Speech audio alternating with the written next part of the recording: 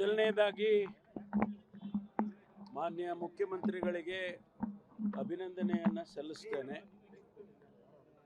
ಕಳೆದ ಬಾರಿ 3,71,000 ಕೋಟಿ ಇದ್ದ ಬಜೆಟ್ ಅನ್ನು 4,09,000ಕ್ಕೆ ತೆಗೆದುಕೊಂಡು ಹೋಗಿದ್ದಾರೆ.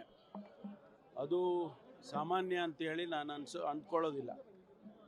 ಅದರ ಜೊತೆಗೆ ಇವತ್ತು ಅವರು ಕೊಟ್ಟಿರ್ತಕ್ಕಂಥ 16ನೇ ಬಜೆಟ್ ಅವರ ಜೀವನದಲ್ಲಿ ಇದು ಒಂದು ಮೈಲಿಗಲ್ಲು ಅಂತ ಹೇಳಿ ನಾನು ಈ ಸಂದರ್ಭದಲ್ಲಿ ಹೇಳ್ತೇನೆ.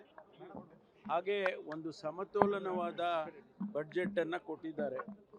ಇನ್ಫ್ರಾಸ್ಟ್ರಕ್ಚರ್ ಮೇಲೆ, ನೀರಾವರಿಯ ಮೇಲೆ, ಸಮಾಜ ಕಲ್ಯಾಣದ ಮೇಲೆ ಮತ್ತು ಎಲ್ಲ ಇಲಾಖೆಗಳಿಗೂ ಕೂಡ ನ್ಯಾಯವನ್ನು ಒದಗಿಸ್ತಕ್ಕಂಥ ಕೆಲಸವನ್ನು ಮಾಡಿದ್ದಾರೆ. ಅದರ ಜೊತೆಗೆ ಪ್ರಯಾರಿಟಿ ಸೆಕ್ಟರ್ಸು ನಮ್ಮದೇನಿದೆ, ಇನ್ಫ್ರಾಸ್ಟ್ರಕ್ಚರು ಮತ್ತು ನೀರಾವರಿ, ಈ ಎಲ್ಲದಕ್ಕೂ ಕೂಡ ಕೈಗಾರಿಕೆಗೆ ಇದೆಲ್ಲದಕ್ಕೂ ಕೂಡ ಹೆಚ್ಚು ಒತ್ತನ್ನು ಕೊಟ್ಟಿರ್ತಕ್ಕಂಥದ್ದು.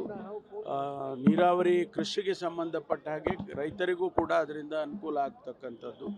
ಇದೆಲ್ಲವನ್ನು ಕೂಡ ಸಮತೋಲನವಾಗಿ ಕೊಟ್ಟಿರ್ತಕ್ಕಂಥ ಬಜೆಟ್.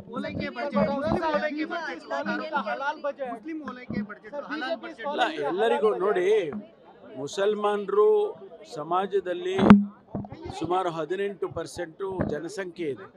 ಅವರನ್ನು ಹೊರತುಪಡಿಸಿ ಅಥವಾ ಅವರನ್ನು ಮೂಲೆಗಿಟ್ಟು ನಾವು ಅಭಿವೃದ್ಧಿಯನ್ನು ಮಾಡೋದಕ್ಕಾಗಲ್ಲ. ಅವ್ರನ್ನ ಜೊತೆಯಲ್ಲೇ ತೆಗೆದುಕೊಂಡು ಹೋಗಬೇಕಾಗುತ್ತೆ. ಕೆಲವು ಕಾರ್ಯಕ್ರಮಗಳನ್ನು ಅವರಿಗೆ ಕೊಟ್ಟಿದ್ದಾರೆ.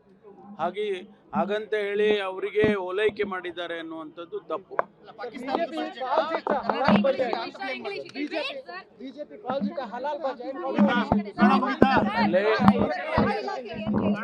ನಾವು ಕೇಳಿದ್ದೆಲ್ಲ ಕೊಟ್ಟಿದ್ದಾರೆ. 1,000 ವೆಹಿಕಲ್ಸ್ ಪರ್ಚೇಸ್ ಮಾಡೋದು. ನಮಗೆ ಮೊಬಿಲಿಟಿ ಭಾಳ ಇಂಪಾರ್ಟೆಂಟು. ಅದರ ಜೊತೆಗೆ ಮಹಿಳೆಯರಿಗೆ ಸುರಕ್ಷತೆಗೋಸ್ಕರ ಆ ಕಾರ್ಯಕ್ರಮಗಳನ್ನು ನಾನು ಕೇಳಿದ್ದೆ, ಅದನ್ನು ಕೊಟ್ಟಿದ್ದಾರೆ.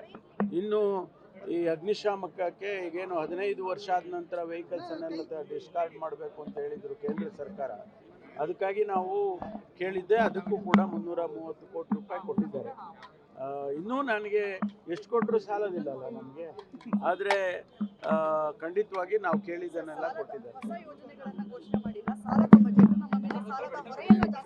ಸಾಲದ್ದು ಏನು ಹೆಚ್ಚು ಆಗಿಲ್ಲ. ಕಳೆದ ವರ್ಷ ಏನು ಸಾಲ 1,10,000 ಕೋಟಿ ಇದ್ದು, ಇನ್ನೊಂದು 5,000 ಕೋಟಿ ಹೆಚ್ಚಾಗಿದೆ ಅಷ್ಟೇ.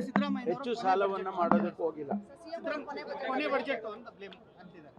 ಯಾರು ಹೇಳಿದ್ದು? ಅವ್ರು ಹೇಳಿದ್ರೆ ಆಗುತ್ತಾ?